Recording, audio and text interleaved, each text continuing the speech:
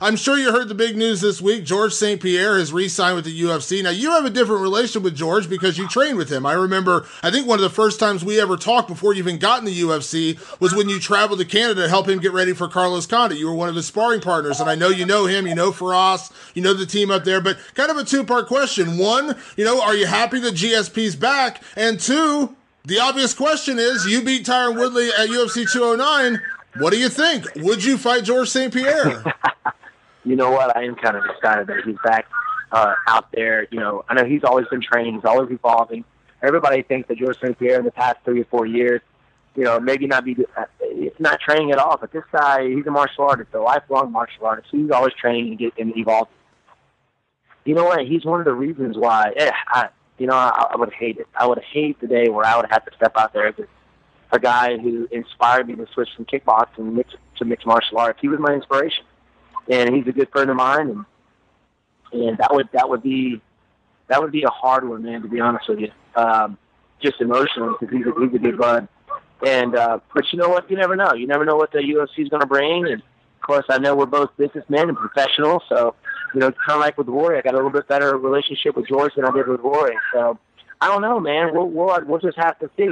I would not want to, just because the relationship we have, but it is business. Yeah.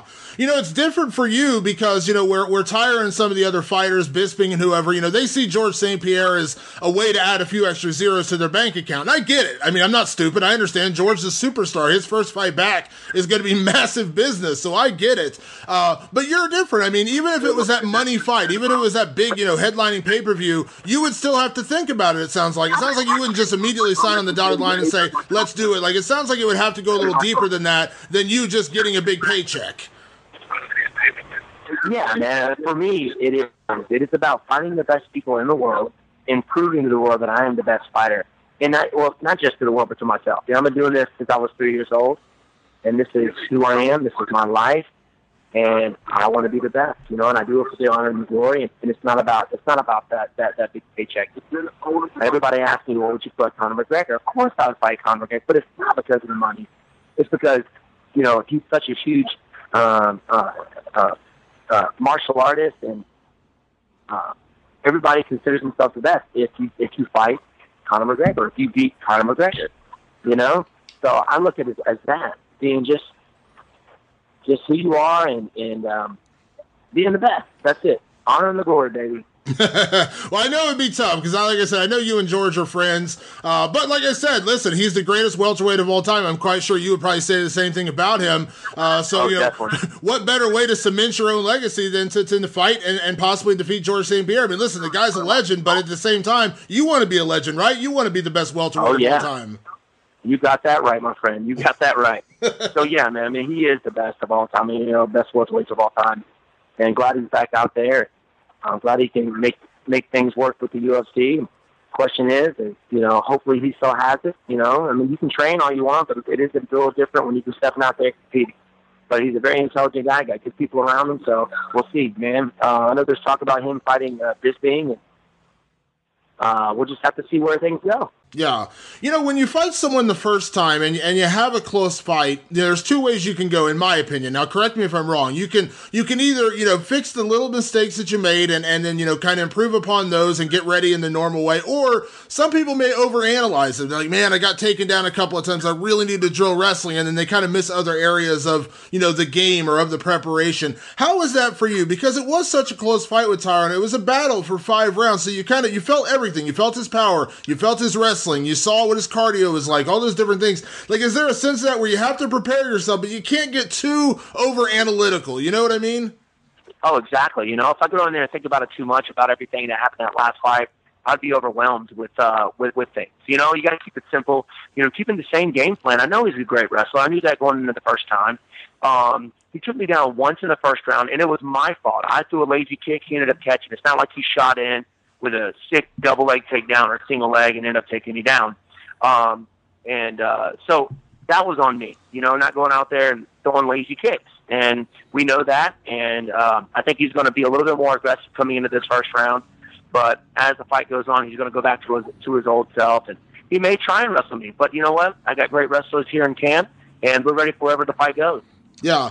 When you have a couple of bad moments in a fight, I think that's really the mark of a great fighter. That was always the knock on someone like Ronda Rousey, who I respect the hell out of, but that was always a little bit of a knock. How would she react to adversity? How would she react to finally getting pushed in a fight, to, someone kind of socking her in the face? Would she be able to take it? Unfortunately, it didn't work out too well for her, but you went through that adversity, especially in the Woodley fight. You had that big punch in late in the round. You got stuck in that guillotine. You had that first round with the ground and pound. You went through all that and still battled through and got a draw. Does that kind of give you confidence that, I took his best shot and now I'm going to finally give him my best shot? Oh, man, yes, definitely. I felt everything that he's got. He was at his best. I was definitely not 100%, and I know that. And that's what gives me confidence going into this next fight. I've taken his best shot. It was like one threat right after the next in that fourth round, and I took every bit of it, even helped him off the canvas in that fourth round. So that gives me the confidence going into this next one, knowing that. And knowing I'm going to be 100% stepping out there at this time. Just letting it all out. I know this is the title fight. Probably this is it. And I'm feeling 100%. Just got to go out there and do my thing. Yeah. You were on such an impressive winning streak prior to the first fight with Tyron. Now, that was a fight of the night, ended up, being a draw, a very, very close fight. But in the previous performances before Tyron, you had been very, very dominant. Now, I don't want to, make you sound like you're cocky or anything going into the rematch. I know you're not that kind of guy, but do you feel that kind of confidence that, now that you went through maybe not your best night, but you still got a draw, do you feel like any part of you feels like you can go out there and really dominate this fight to where we won't be having those questions when it's over, to where we won't be saying, well, maybe he won 2 rounds, maybe he won 3. You feel like you want to go out there and kind of do what you did, maybe even like Rory McDonald, where it was a very dominant 5-round performance, if it goes 5 rounds. Exactly. That's what I want to go out there and prove, not just to myself, but the fans and the UFC, that I deserve to be that welterweight champion. And going out there and just letting it all out, like you said. You know what? But there was adversity, and there's no quick ending. No matter what, no matter who I step out there with, I'm going to give 100%, and it's going to be a hell of a night for them. Yeah. As I said, the first fight was a battle, but kind of give me a sense, without giving away too much game plan, Steve, what is the difference this time around? What makes you champion after that fight is over at UFC 208? What makes you champion at UFC 209? You know what? The hard work that I put into this camp, knowing that I went out there and took his best shot, and I know it wasn't 100%, man, the whole atmosphere, the whole vibe of this next time we fight, it's just something different about it. We're all pumped. My camp is pumped. We're positive. We're staying positive. And you know what? Since I went out there and fought him once, I felt his power. I felt everything he's got. Now I can just go out there and do my thing. I can just go out there and have fun. I've already felt it. I've already been out there. I've already experienced him. And I don't think he's going to bring too many changes to the game. You know what? And I'm ready for wherever the fight goes. And all I can do is go out there and have some fun. And that's how I look at it. Like, you see my fights with Jake Ellenberger, Johnny Hendricks, and Rory McDonald. I went out there and just had fun. And in my last fight with Tyron, for some reason, I just didn't feel that vibe. I didn't feel that positive, positive feeling. This fight, man, I'm all smiles and just ready to go out there and have some fun, man. That's it. when I know Tyron has made a big point about, he felt he won the first fight. Now listen, I get it. That's what you're supposed to say. You're supposed to feel you felt you won the first fight. So, to feel like he did give you kind of, the best of what he had in a couple of those rounds with the ground and pound and with the big punch and with the guillotine, and he still couldn't put you out and he still ended up in a draw. Psychologically, and I know you can't get in his head, but do you feel like you may see a little bit of that come out in the second fight, where either he feels like he has to really go out there aggressively trying to get the finish to get you out of there, or maybe it affects his confidence a little bit, because when he hits you with his best shot and his best submission and he still can't put you away, and then he's got to do it all over again. I've seen it before where guys are just like, man, like, what do I have to do? And they're a different fighter psychologically in the rematch. Like, will you look for those kind of things when you step in the cage with him? Oh, definitely. You know what? You can kind of pick those things out before the fight even happens. We'll probably be doing interviews together. I'll see him around, see him, warming up or walk around the hotel, and you can get those kind of vibes from people. He's even said, after this, he's going to go out there and try to end my career. I'm like, I'm already in his head. I'm already out there. I'm already in his head. Which means, some fighters, of course, I know he's a champion for a reason, but sometimes when you go out there and think that you feel like you have to go out there, you have to look for that knockout, and then you start doing things you normally wouldn't do to try to make that happen. And if I feel that out there, I'm definitely going to take advantage of it. Yeah, you did a little bit of media with him when the fight first started. You did some interviews and everything. How was that? I know that things got a little awkward. They had that conversation on ESPN. The thing about racism came up. I know it gets a little awkward when you talk about those kind of tough subjects. And listen, I applaud him for bringing up tough subjects that maybe most people wouldn't want to talk about. But how was that spending time with Tyron when you guys first got the fight put together?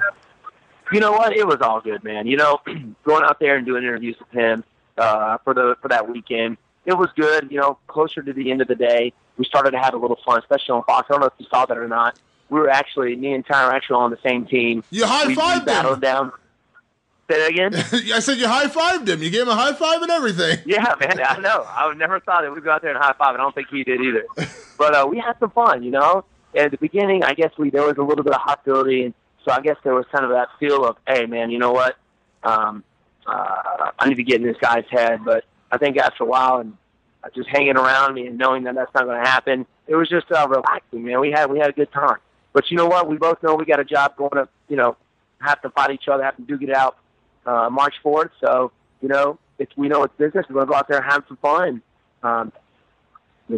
Much respect to him, and when a major winner take the honor and the glory and that belt.